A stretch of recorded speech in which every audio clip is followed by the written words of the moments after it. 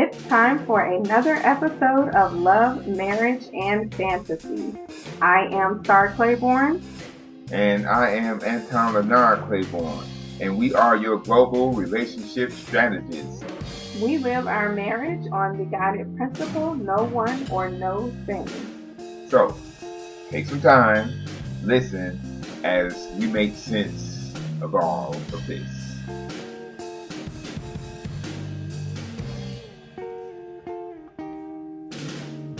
Okay, today we're going to talk about, have you ever made changes for your mate? And when we're talking about that, we're going to look at sacrifices as it relates to influence and emotions, and whether or not you're maintaining or losing your individualism.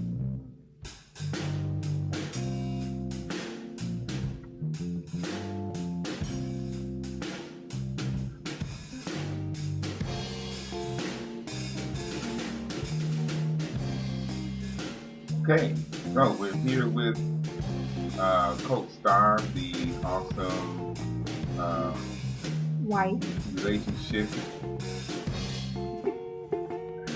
Okay. Hold on. Right, the awesome wife. That was perfect timing. So what are we talking about? This is the start of the podcast. We're talking about, you're right. We're talking about, have you changed anything for your partner? That's the topic of this episode. Have you changed anything for your partner? I'll kick this one off. Well, if that's okay with you. Wife. Right. See, I can say that much right there. I've changed that because usually, well, if I was in the room having this conversation with someone else, immediately after I announce I'll be the one to start it off, I will continue to talk and go into starting it off. But because I have that respect for my wife, after I said I'll kick this off, I then said, if that's okay with you. See, so you see how I've changed that way of conducting myself when initiating something. So yes, I can say I have changed something for my wife. I can appreciate that respect. Yeah. So there we go. That was a good example. What else what can I think of just off the top of my head? I guess the better question is, why would you change something for your partner? Well, I don't think, okay, first of all, I don't think we make changes for other people first off. We make the changes for ourselves. We shouldn't. We should not. Right. We should not make changes for other people, but I'm wondering. We should wondering make those changes for ourselves. How many people out there are making changes for their partner instead of for themselves? Quite a few. Right. Which is not a good thing. And you know that to be a fact because they'll say, I did this for you, or I did this because of you. Right. And so on. So, yeah, there are many people who do it. I think that also comes from conditioning, though. So they're starting to be influenced by their partner in a certain manner. Yes. Yes, they're being influenced by their partner, but that can be in a good way, not necessarily a bad way. I think now in our relationship, I feel that I probably would never have even stepped into entrepreneurship if it were not for you being that influence in my life. I don't think I would have ever done it. I disagree because when I met you and first started talking to you about real estate investing, you mentioned that you had thought about it because you had talked to other people about it. So in talking to other people about it, it shows that you were interested. Yeah, but I don't think, I know for a fact that my interest level wasn't super, super, super high because I was always the person that felt as though having that paycheck come in every week was good. I was good. You know, maybe it was because I had Devin, maybe because we had our son, maybe that had something to do with it. But even before then, I guess for me, it was like, when you're being raised to go to school, get the job, and make the money, and not being taught even about entrepreneurship, which I had not been. My mindset was just, I need a good job making good money, and knowing and the security of having that paycheck come in every 2 weeks was what I felt was good. So stepping out and exploring into entrepreneurship was not an option for me, because, and the only reason it wasn't an option for me was because of the insecure feelings that come behind it financially, and the instability, the financial instability with it, not knowing if I would be able to take care of myself. However, upon meeting you, there was, you need $1 million, I need $1 million, the kids need $1 million, everybody needed their own $1 million. And so, you started introducing the real idea of entrepreneurship. And I think just by watching you, because, you being the writer that you are, and being that self-taught individual, knowing all the knowledge that you already had, it influenced me in a certain way and inspired me to start looking more into the option of entrepreneurship. And I think you would agree that even in the beginning, it was a constant conversation of, well, I can't just start unless I know what I want to do. And we went through that conversation for a few years until the first venture after our daughter was born. Right. So I think that was a good influence, but I think in some ways we do get influenced by our partners, whether it's good or bad, but I think it still becomes how much of it, once the influence occurs, how much of it is still us doing it for ourselves, and why. I think we become aware of us performing those actions for ourselves when we realize we no longer need our spouse as that external motivating factor. Once we get to that point where we can say, or once we get to the point where we can motivate ourselves to take action without reflecting on what our partner has told us, and then using those thoughts as our motivation. At that point, we have then began to do that action or perform that action for ourselves. Okay. Quick question. When you talk about the external motivation, and I know you're saying that when we no longer need it from our partner, but you still have to, I believe that there's still a certain level of external motivation that everyone needs. Well, I'm talking about the immediate influence, that initial spark that your partner, like with you and I, for example, that initial spark that you say I gave you to make the option of entrepreneurship a higher priority, right? That initial spark is what made you feel like, hey, maybe I should look into entrepreneurship. Right. Okay. But then there came a time when you were able to say, hey, I'm going to, look into this possible venture to take myself further into entrepreneurship. Once you made that type of decision, you were no longer using the spark that I gave you as your external motivation. True. You made that decision on your own. That's true. So, having the influence or doing something because of your partner's influence, it can be good or bad. Right? Good or bad, right. In this case, it was more of a positive influence versus a negative influence. But even in the negative side, I think it's would that still apply when you're talking about, because if it's a negative influence, is there really a motivating factor there? Like, how would you relate the motivation to that? But the motivation is there, but we have to remember, good and bad it's relative, True. It depends on the outcome. after the action. Like I used to tell Good you, point. good and bad does not exist. That is true. It only becomes the idea of good and bad only becomes a factor after the action.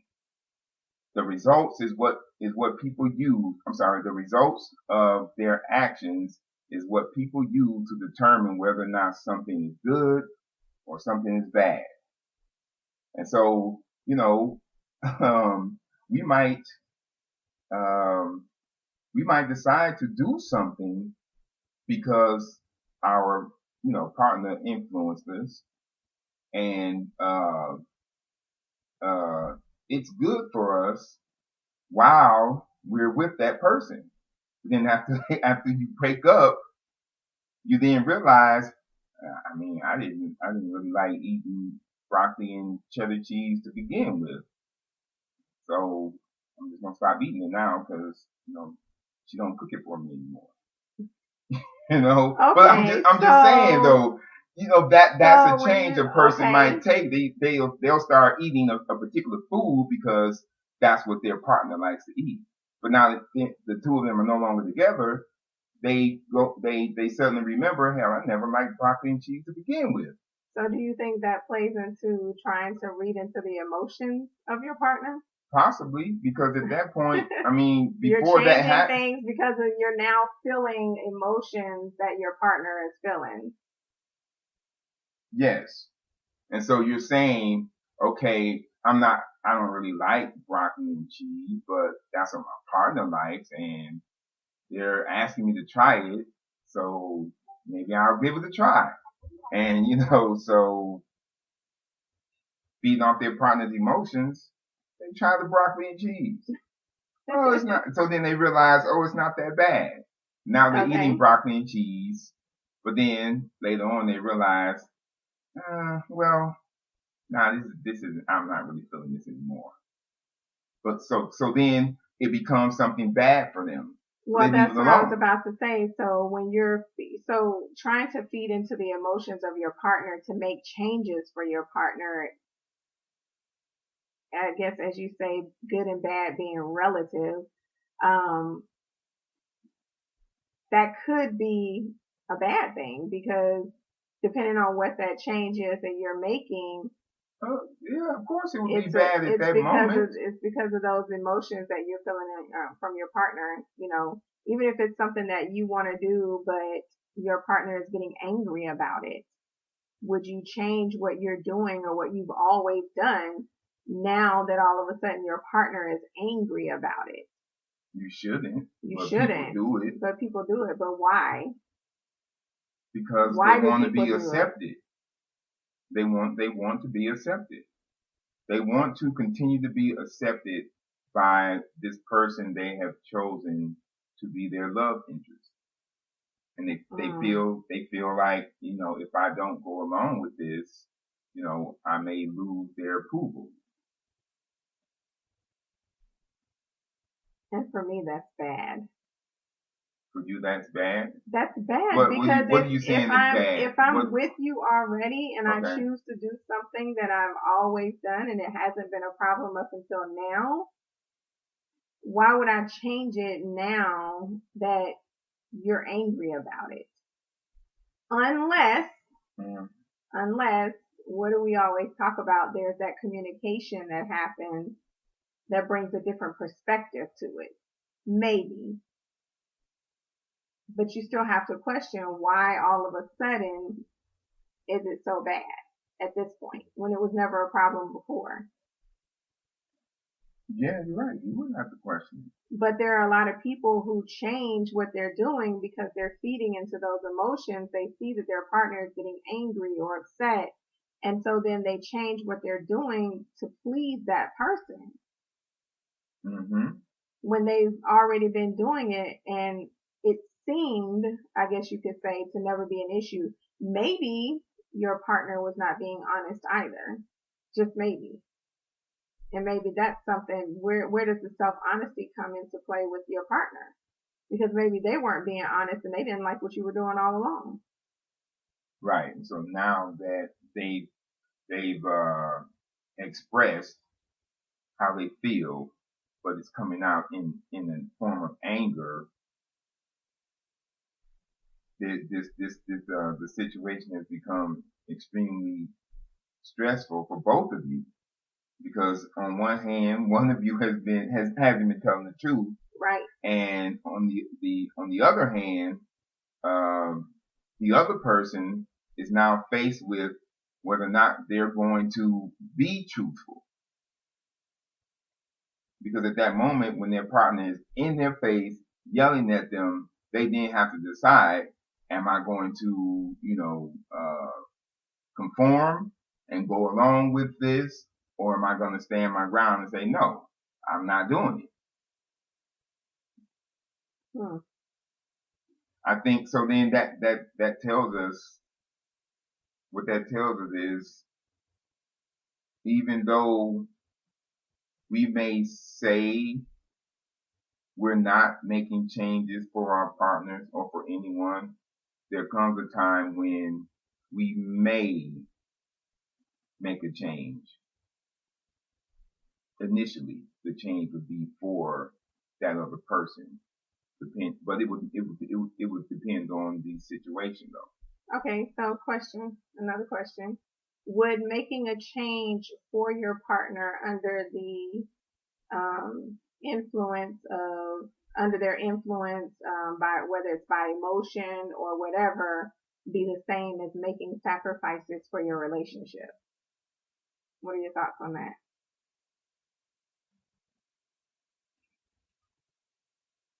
I think if you're gonna do it, if you're going to do it, it would be a good sacrifice. I can't see someone making a sacrifice that's going to be bad for them. Right. So my thought process is, making a change for your partner is not, to me, it's not the same as making sacrifices for the relationship, because making a change for your partner is, I'm thinking about that this person has influenced me to do something, right? And I've done it out of whatever their emotions may have been that they expressed, or something that they brought to my attention, for instance, with the entrepreneurship, right? It was brought to my attention. It was something I never would have thought about, or you said I was thinking about it, but I don't even remember thinking about it at that point, right? Versus making a sacrifice for the relationship is thinking about everybody involved and making the best decisions and really analyzing the situation versus making the changes for one person. And I think when you start making the changes for one person, that's when you're starting to lose yourself in the process, or there is that loss of being honest with yourself, one or the other. Whereas the sacrifice is, we're having a conversation, we're analyzing, we're really putting things out on the table, the what ifs and everything, to say, okay, this is the best thing to do for everyone that's involved in this situation to make things happen for us, not just for one. So, so would that still be a sacrifice? I think depending on what you're doing, it is a sacrifice.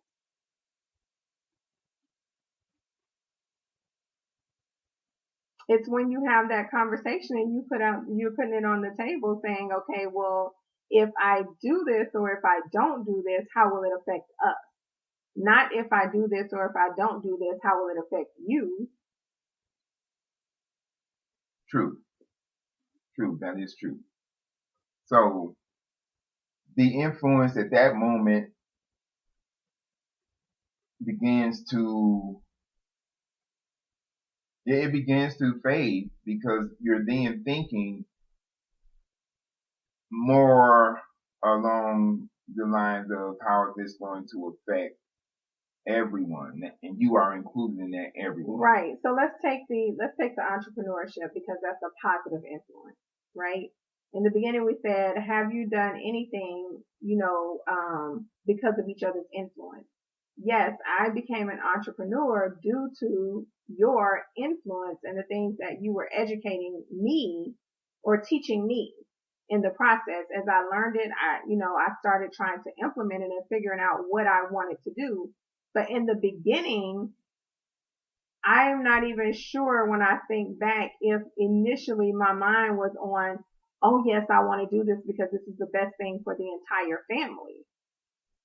Right? Because as you're educating me, I'm thinking, wow, this could be a really good move for me. Like, especially, with us first getting together, you're still not 100% in that mode of us. True. Right? So in the beginning, I was influenced by you to start the entrepreneurship journey. And I took that, and initially it was, okay, what can I do that I really love to do? Okay, it's about me at this point. Like, what do I love to do? But as I started stepping deeper into entrepreneurship and realizing the things that had to be done, the question is, do you continue this role in entrepreneurship?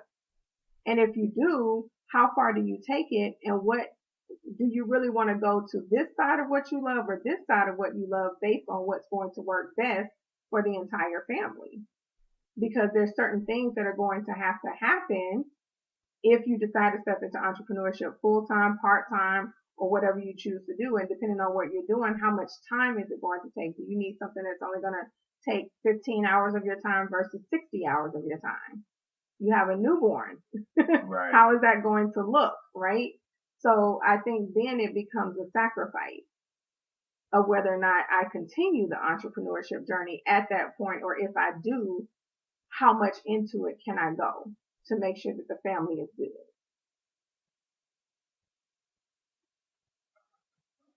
What I'm questioning now when I make the statement is exactly, what I'm questioning is the moment of the decision to say, I'm going to really consider doing this thing, right?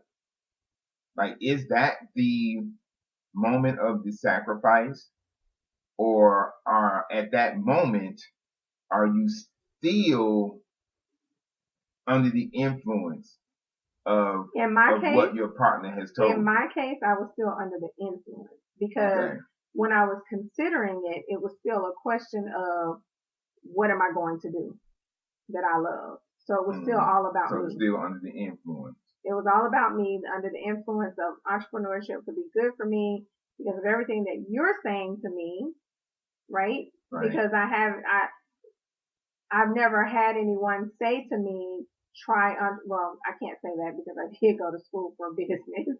Yes. But I can't say that, someone was directly in my ear saying, you would be good at this. This is what you should do. This would be good for you. I can see this in you. Like, no one was in my ear with that. Even though I went to a school for business, you don't get that. You get people talking to you about business aspects and how to do those things in business, but you don't have that person in your ear influencing you and inspiring you and motivating you and pushing you and telling you why you as an individual should be doing that. So then we can say everyone who's in a relationship makes changes at some point for their partner. I do believe that is I believe that's a fact. I cannot look that up right now. I can't prove it from Google or any other source at the moment, but wholeheartedly I believe that. Yes. So. Whether it's good or bad, because I think when we think, are we being influenced by our partner, we always think bad. And it's not always bad. There are tons of ways that we get influenced by our partner in a negative way. But I think tons of ways we get influenced in a good way. Right. So, I think one of the major points to make from all of this is, no matter what way you're influenced, is that you don't lose yourself in the process.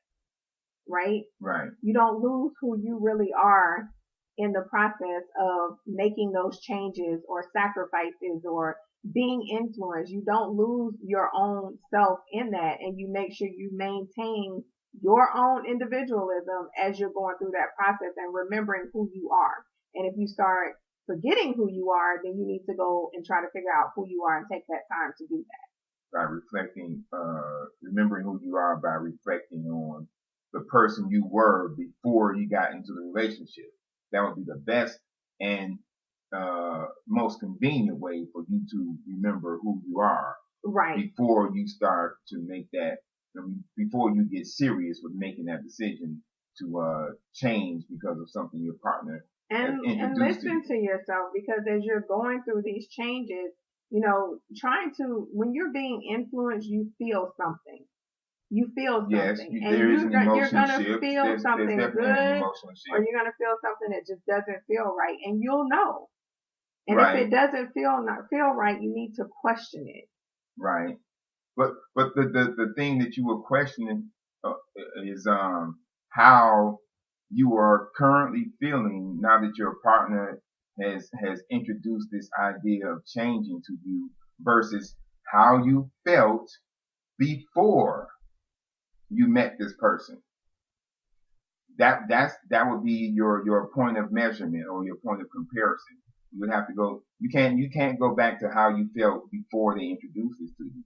You would have to go back to how you felt before you met them, because That's the a good life point. the life you were living before you met that person is the life that you were comfortable with. So you would want to compare your previous comfort to this moment when your comfort is now being challenged.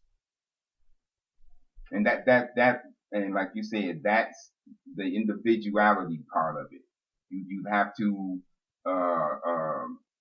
try to make this decision on whether or not you're going to change, but at the same time, stay focused on your individuality so that you won't lose yourself if you decide to make this change. You want to make the change and still be you. That's right.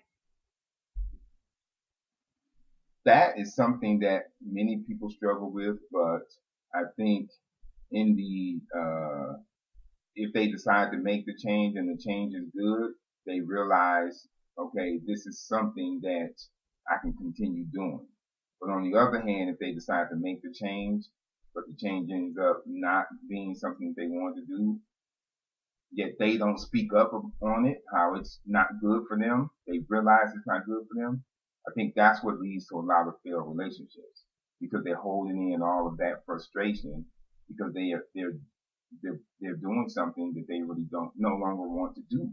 Right. They no longer want to do this, but because their partner was the one who introduced them to it, they're just going along with it.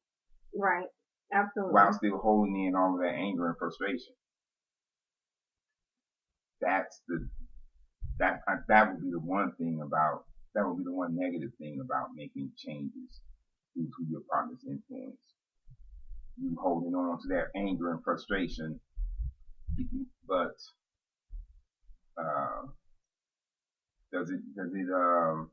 is it something that can be changed? I think it is. They would have to decide though, okay, they would have to say to themselves, I've done this and now, I no longer want to do it. Yeah, I would agree with that. That change I made is no longer working for me. Right, right. So yes, we can conclude that, people make changes due to their partner's influence. And it's either going to be, it will only be good or bad depending on how they analyze the effects of the change before they make it. Yes? True. All right. Well, I'm over here analyzing to hear you're talking. Yes. Yeah, you absolutely will have to analyze it before you make that change. Yeah, no, you're right. You're right. All right. All right. So, that wraps it up. That wraps it up for another episode of Love, Marriage, and Fantasy. Be sure to subscribe to our YouTube channel at Claiborne Coaching. Download the podcast Love, Marriage, and Fantasy, and look us up on Facebook at Claiborne Coaching. All right, so we'll see you next time.